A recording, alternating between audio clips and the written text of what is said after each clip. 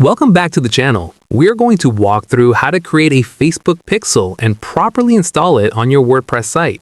If you want to accurately track your traffic and optimize your ad campaigns, setting this up correctly is an absolute must. Let us jump right in. First, you need to actually create the pixel. Log into your Facebook account and head over to your Ads Manager. In the top left menu, select Events Manager. Look for the button on the left sidebar to connect data sources, choose the web option, and hit Connect. Give your new pixel a clear descriptive name and click Create Pixel. Just like that, your pixel exists. The next phase is getting it communicating with your WordPress site, and you have two ways to do this. The most reliable way for most users is by using a plugin. While Facebook offers an official plugin, it can sometimes be a bit buggy, so I highly recommend a fantastic free alternative called Pixel Your Site. Head over to your WordPress dashboard, go to Plugins, and click Add New. Search for Pixel Your Site, click Install, and then activate it. Once it's running, find Pixel Your Site in your left-hand menu and open its dashboard. Click the Settings button next to where it says Your Facebook Pixel. Now, bounce back over to your Facebook Events Manager, find the pixel you just created, go to its Settings tab, and copy your unique pixel ID. Head back to WordPress, paste that ID right into the box, scroll all the way down, and save your settings.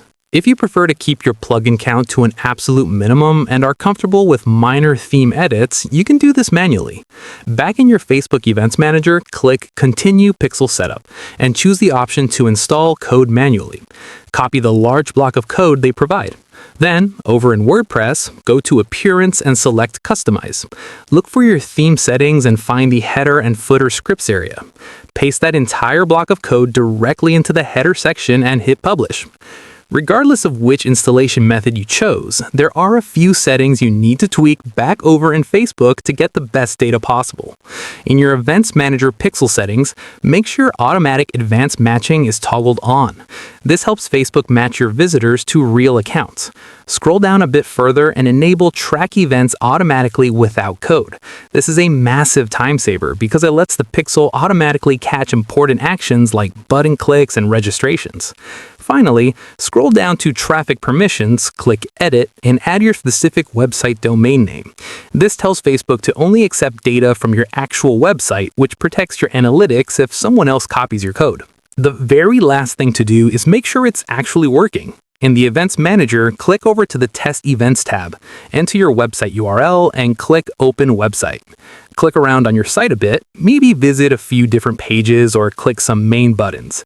Head back to the Facebook tab, and within about 30 seconds, you should see those interactions populating on the screen.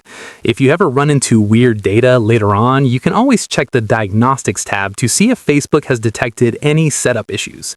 And that wraps up the entire process. Setting up your tracking properly right from the start is just as important as keeping your backend organized in Notion or Zoho Books.